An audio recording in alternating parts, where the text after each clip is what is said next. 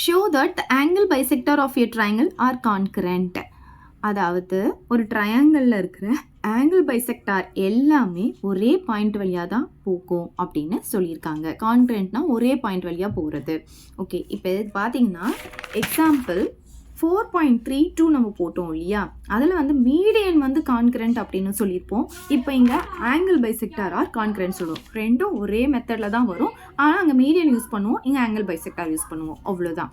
சரி, இப்போ ஃபர்ஸ்ட்டு நம்ம ஒரு ட்ரையாங்கிளை ட்ரா பண்ணிக்கலாம். இந்த ட்ரையாங்கிளுக்கு ஏபிசி அப்படின்னு நேம் கொடுத்துக்கலாம்.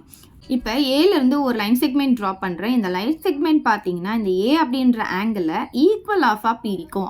அப்படி ஈக்குவல் ஆஃபாக பிரிச்சதுன்னா இந்த லைன் செக்மெண்ட்டை நம்ம என்னென்னு சொல்லுவோம்னா ஆங்கிள் பைசெக்டார் அப்படின்னு சொல்லுவோம். ஸோ இந்த பாயிண்ட்டுக்கு டி அப்படின்னு நேம் கொடுத்துக்கலாம்.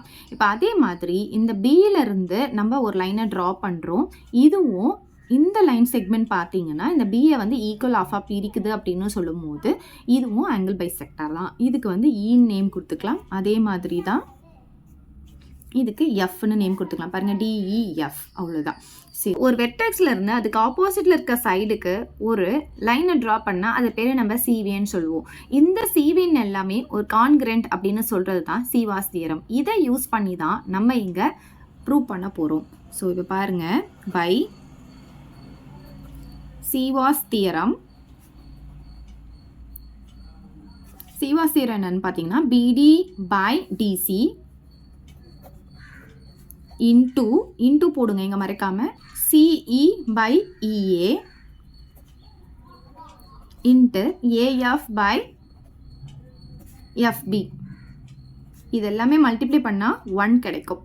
இதுதான் வந்து சீவாஸ் தியரம். நம்ம இதுதான் ப்ரூவ் பண்ண போகிறோம். இது ப்ரூவ் பண்ணிட்டோம்னா இந்த ஆங்கிள் பைசெக்டார் எல்லாமே கான்கரண்ட் அப்படின்னு நம்ம சொல்லிடலாம். ஸோ ஃபர்ஸ்ட்டு வந்து இந்த ஏடி அப்படின்றத நம்ம எடுக்க போகிறோம். AD is a bisector of angle A அப்படின்னு எழுதிக்கலாம். ஏடி இஸ் எ ஆங்கிள் பைசெக்டார்னு எழுதலாம், இல்லை வெறும் பைசெக்டார்னு கூட எழுதிக்கலாம். பைசெக்டார் ஆஃப் ஆங்கிள் ஏ.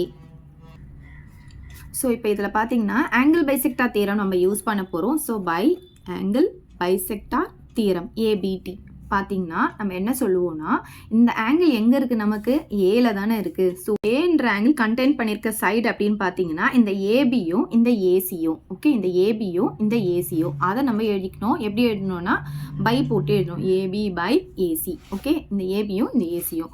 அதுக்கு ஆப்போசிட், அதாவது இந்த ஏன்ற ஆங்கிளுக்கு ஆப்போசிட்ல என்ன இருக்குன்னு பாருங்க, இந்த சைடு இருக்கா, இந்த சைடை நம்ம பைல எழுத போறோம். எப்படி எழுத போறோம்னா இந்த நியூமரேட்டர்ல இங்க என்ன லெட்டர் இருக்குன்னு பாருங்க, பி இருக்கு. அப்ப பில ஸ்டார்ட் பண்ணுங்க, பிடி பை டிசி. அவ்வளவுதான். ஈக்குவல் டு போட்டுக்கோங்க, பிடி பை டிசி. இதை ஈக்குவேஷன் 1ன்னு எடுத்துக்கலாம். அதே மாதிரி இந்த பிஇ வந்து பைசெக்டார் ஆஃப் ஆங்கிள் பி அப்படின்னு எழுதலாம். BE is a bisector of angle B.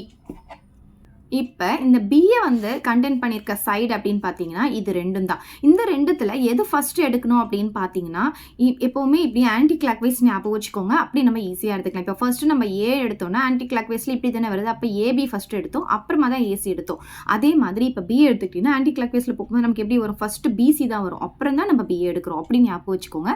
அதனால ஃபஸ்ட்டு நம்ம பிசி எடுத்துக்கலாம், அப்புறம் பிஏ எடுத்துக்கலாம். அப்போ BC by B A equal to, இப்போது நம்ம பிக்கு தான் நம்ம கண்டுபிடிக்கிறோம். பிக்கு ஆப்போசிட்டில் இருக்க சைடுனா இதுதான். இதில் வந்து எதை ஃபஸ்ட்டு எழுதணும், ஏஇ பை இசி எழுதணுமா இல்லை சிஇஏ எழுதணுமான்னு உங்களுக்கு கன்ஃபியூஸ் ஆகலாம். இங்கே நியூமரேட்டரில் என்ன இருக்குது, சி இருக்கா. அப்போ சிலேருந்து ஸ்டார்ட் பண்ணுங்கள், சிஇ பை இஏ. இது ஈக்குவேஷன் 2ன்னு எடுத்துக்கோங்க. இப்போ நெக்ஸ்ட் பார்த்தீங்கன்னா நம்ம சிக்கு எழுத போகிறோம். ஸோ ஃபஸ்ட்டு ஆங்கிள் ஏக்கு எழுதணுமா, அப்புறம் ஆங்கிள் பிக்கு எழுதணுமா, இப்போ ஆங்கிள் சிக்கு எழுத போகிறோம். பாருங்கள், CF. Okay, so CF is a bisector of angle C.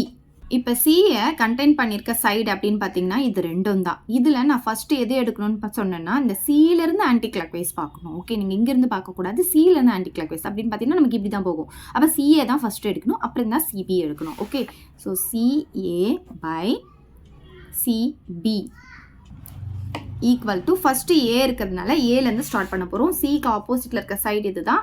ஏலேருந்து start பண்ணுங்கள், AF by FB. FB. Okay, இதை ஈக்குவேஷன் 3ன்னு எடுத்துக்கலாம். இப்போ இந்த 3 ஈக்குவேஷனையும் மல்டிப்ளை பண்ண போகிறோம். மல்டிப்ளையிங்